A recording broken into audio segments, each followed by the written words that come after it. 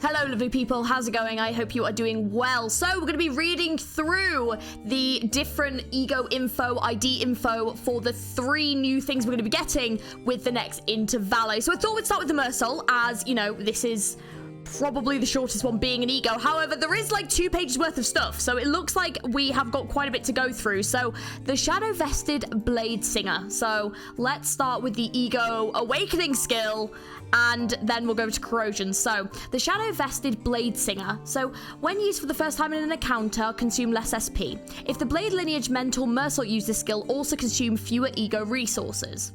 That's great. Gain clash power and deal more damage for every X poise on self. If this unit gained Drink to the Fallen during this encounter, deal more damage against the main target. Oh, okay, interesting. And so we're gonna have some passives that then, yeah, we need to be doing. Okay, so if this unit is Blade Lineage Mental Mercel, deal even more damage against the main target. So before the attack, you can gain highest resonance, X attack weight rounded down. Before attack, X highest resonant allies with the earliest deployment orders gain poise count.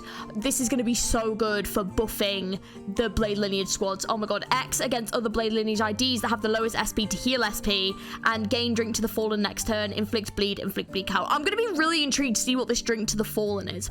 And then if you corrode, it targets randomly, of course. It looks so sick. I love this. I also love the swords around it. I just think it looks so good. It's also 4 red coins. Holy shit. Okay, so gain cash power and deal even more damage to X poise on self. So if this unit gains Drink to the Fallen during this encounter, deal more damage against the main target.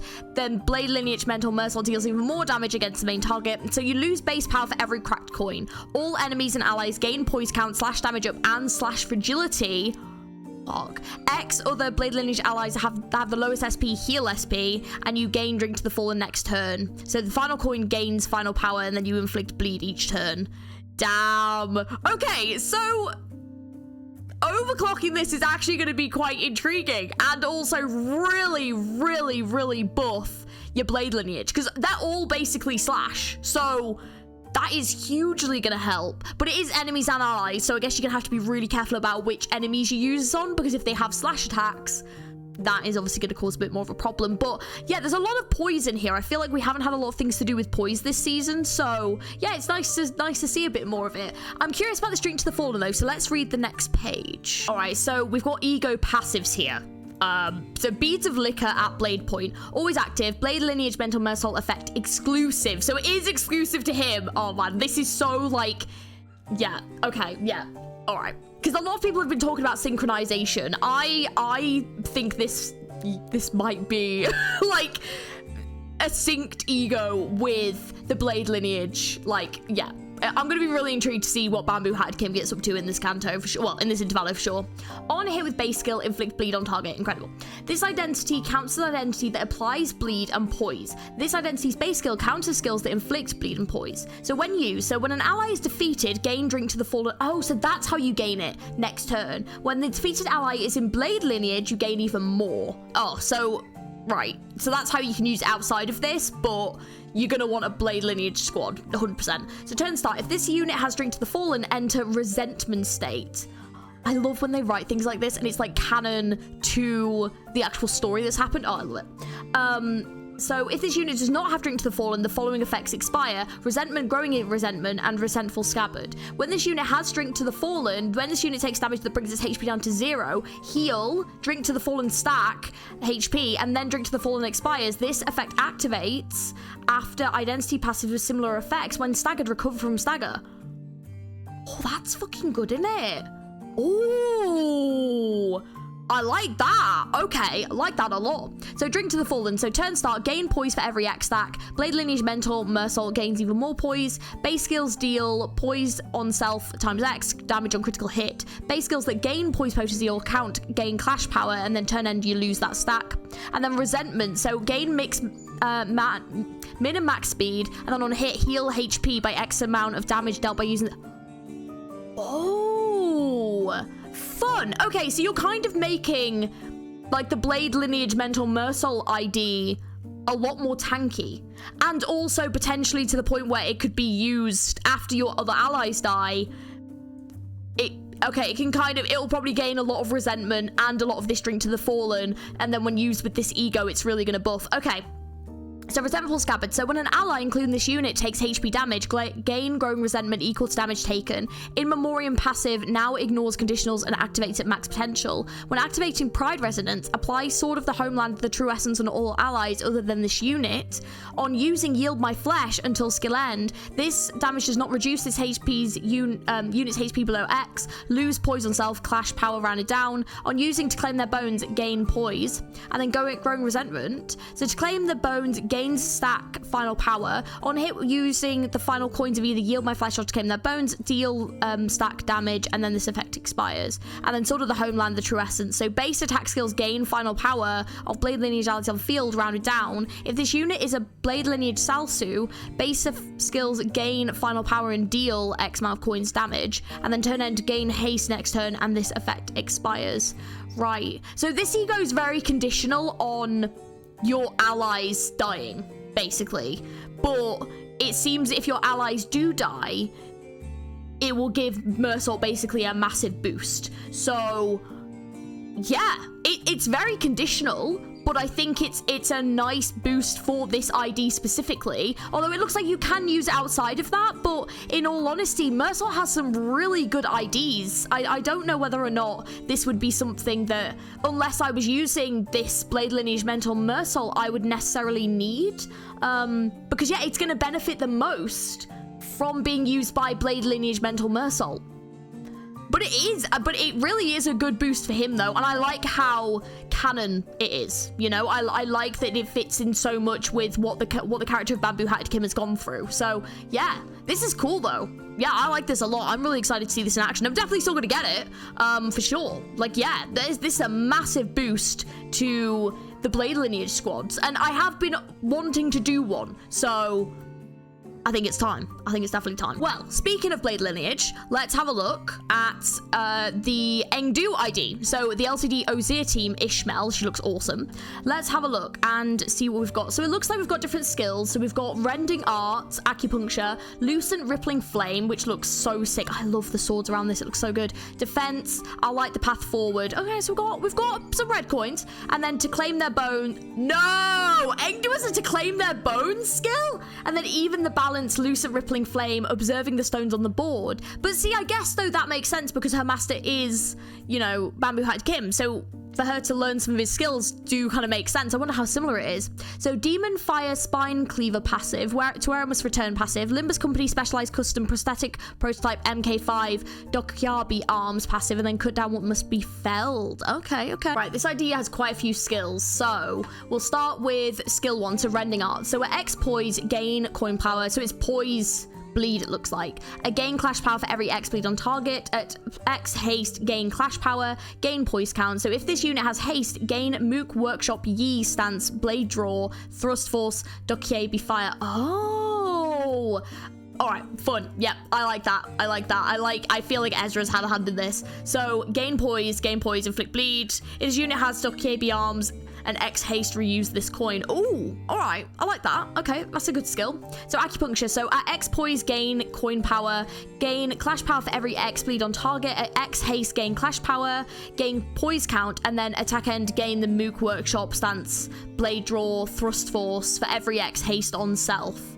Oh, and then I see. So it looks like what it is that you use the skill, and then when you get these Dokyabi Arms, it'll reuse coins, which is actually great. And then gain haste next turn. And then skill 3 is the loose. Oh, sorry, I should probably read this one. Skill 2 too. Okay, so To Claim Their Bones. All right. This skill does not trigger defense skills. So deal more damage for every X missing HP on self. Deal more damage on critical hit for every X haste on self. Deal more damage for every Mook Workshop Yi Stance, Blade Draw, Thrust, Dokyabi Fire on self. And then deal more damage for every critical hit on X Poise on self. So Poise / Fragility, Inflict Bleed, and Inflict Paralyze. Ooh. Ooh, that's cool. All right, skill 3, Lucent Rippling Flame. So deal even more damage on critical hit on every X Poise on self, gain final power for every X haste on self, gain coin power for every X Poise on self, and bleed on target. And then at X amount of Mook Workshop, Blade Draw, or Thrust Force, convert all coins into unbreakable coins. Oh shit. So you want to basically use these to build up this blade draw Dokkaebi fire skill, and then you want to use skill 3. Yeah, to convert into unbreakable. Holy shit. And then gain poise, gain haste. Attack end, you gain some more of that blade draw, and then you gain poise. You gain more draw. Holy shit.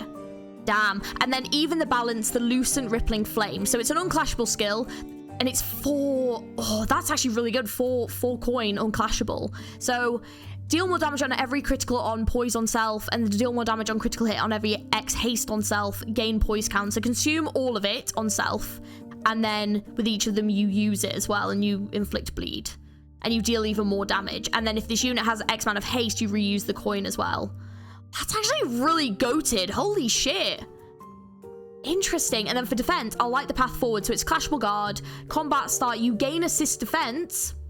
That's interesting. All right. We do like a bit of assist defense. And then gain haste next turn, gain poise count.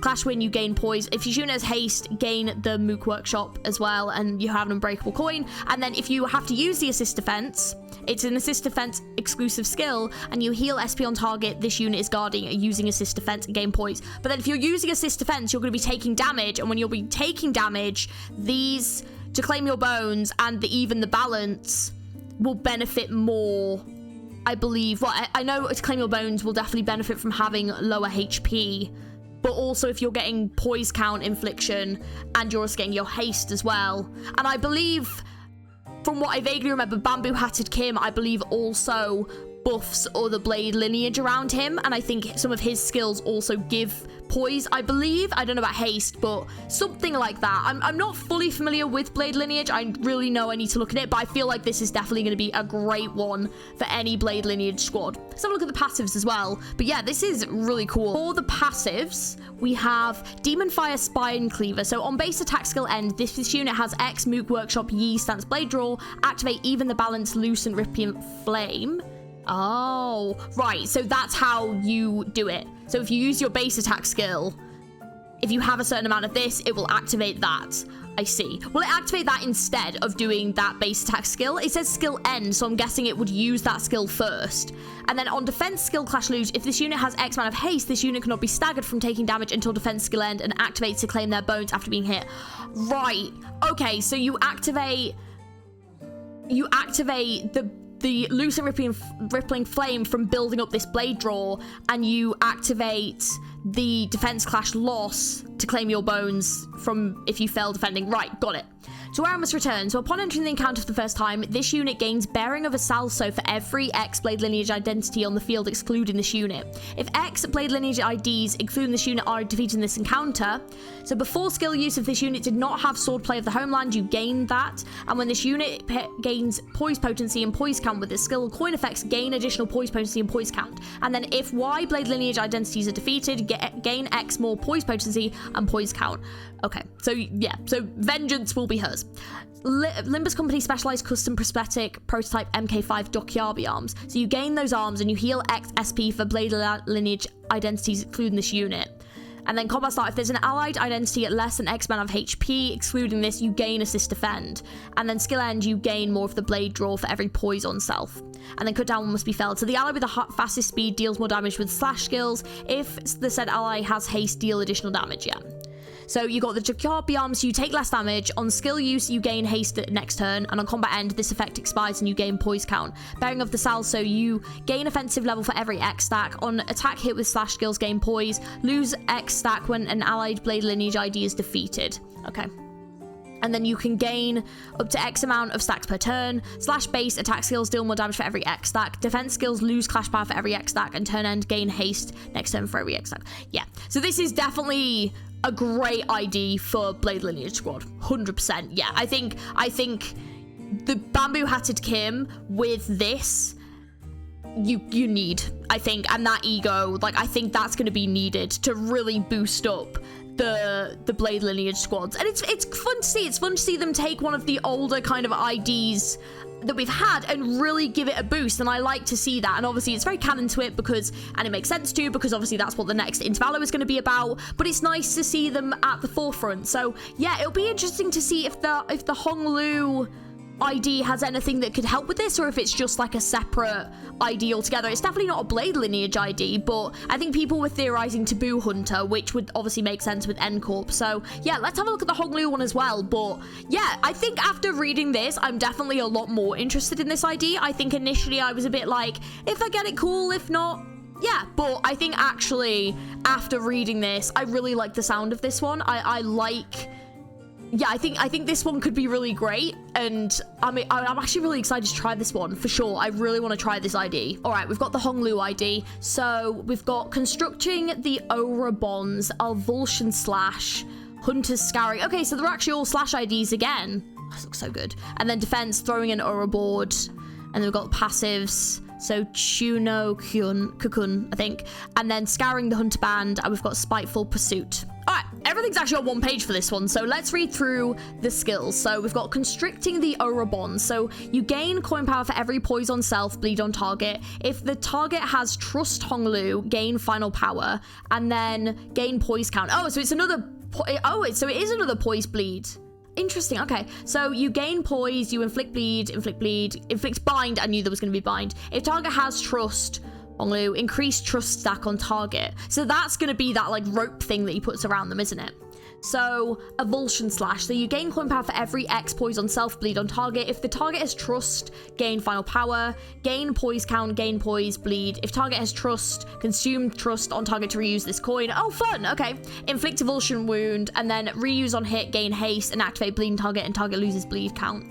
Hunter's Scouring. Ooh, 4. All right. So you gain coin power for every X poise on self, bleeding target. If this target is Avulsion Wound, deal more damage. If target is Trust, convert all coins to this skill to unbreakable coins, gain final power, and final coin applies on the following on hit. So you inflict bleed count, inflict power down, attack power down next turn, gain poise, inflict bind. If the target does not have Trust, inflict Trust, and then inflict bleed, deal more damage with critical hit, and then inflict bleed, avulsion wound, and pride fragility.